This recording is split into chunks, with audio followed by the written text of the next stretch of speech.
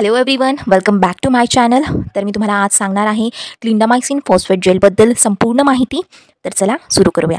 सर्वप्रथम तुम्हाला clindamycin phosphate जेलबद्दल त्याचं माहिती म्हणजेच त्याचा वापर कसा करावा, त्याचे फायदे काय, तर त्याचे तुम्हाला काय साईड इफेक्ट्स बघायला मिळतील, म्हणजेच काय तोटे तुम्हाला बघायला मिळणार आहेत, तुम्ही काय त्याचे प्रिकॉशन्स घेतले पाहिजे, त्याची प्राईस काय अँड सगळं काही.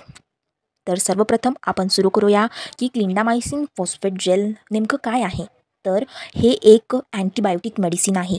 हे जे काही क्लिंडामायसिन फॉस्फेट जेल आपल्या शरीरावरती किंवा आपल्या त्वचेवरती जे काही बॅक्टेरियाज आहेत, त्या बॅक्टेरियाची जी काही ग्रोथ होते, त्या ग्रोथला ते स्टॉप करण्याचं म्हणजेच त्यांची जी काही वाढ आहे ती वाढ बंद करण्याचं काम करतं क्लिंडामायसिन फॉस्फेट जेल.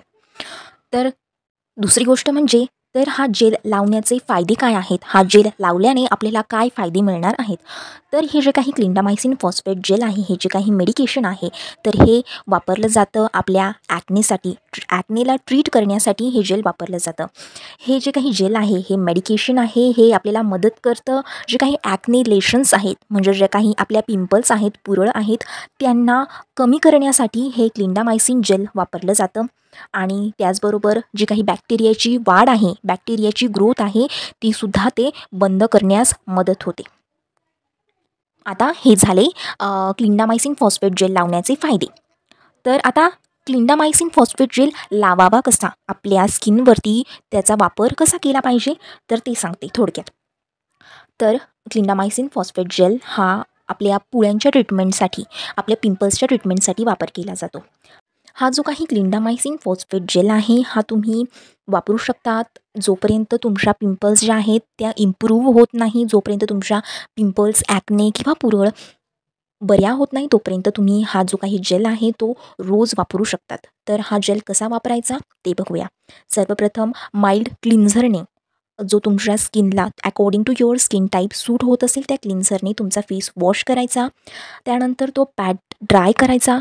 तुमचा चेहरा छान एका स्वच्छ फेस टालने तो पुसून घ्यायचा आणि त्यानंतर क्लिंडामायसिन फॉस्फेट जेल हा आपल्या स्किनवरती जिथे आपल्याला पिंपल्स झाले आहेत, पुरळ झाले आहेत, तिथे लावायचा. तुम्ही पहिले स्टार्टिंगमध्ये स्पॉट ट्रीटमेंटसुद्धा करू शकतात. नाहीतर तुम्ही तुमच्या जर बारीक बारीक पुरळ असतील पूर्ण चेहऱ्यावरती, तर तुम्ही एक पातळ अशी लेअर पूर्ण चेहऱ्यावरती लावू शकतात. तुमचा हा काही जेल लावल्यानंतर, क्लिंडामायसिन फॉस्फेट जेल लावल्यानंतर, क्लिंडामायसिन फॉस्फेट जेलचे जे काही हात आहेत, आपण ज्या हातांनी लावतो तो पहिले स्वच्छ वॉश करून घ्यायचा आहे. त्यानंतर आता तुम्हाला सांगते मी की याचे तुम्हाला नुकसान काय आहेत.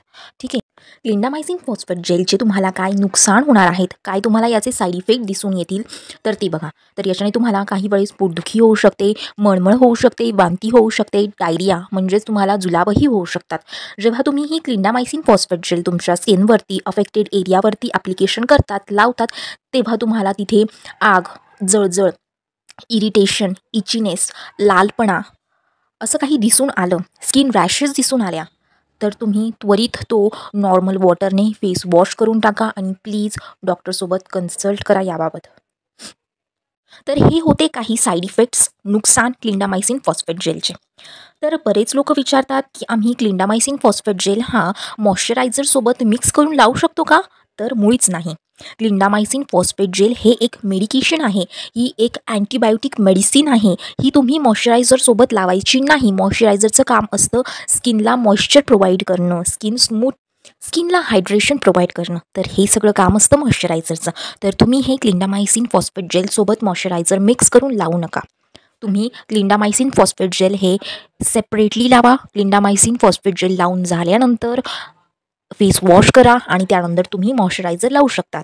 तर अजून एक दुसरा प्रश्न आहे, काय क्लिंडामायसिन फॉस्फेट जेल हा आमचे काही डार्क स्पॉट्स आहेत ते कमी करतो, तर नाही.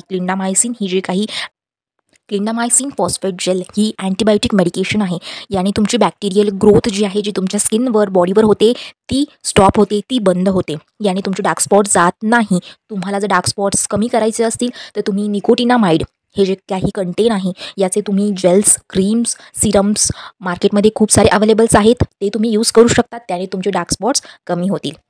सो ही सगळी जी काही पूर्ण डिटेलमध्ये माहिती मी तुम्हाला क्लिंडामायसिन फॉस्फेट जेलबद्दल दिली आहे.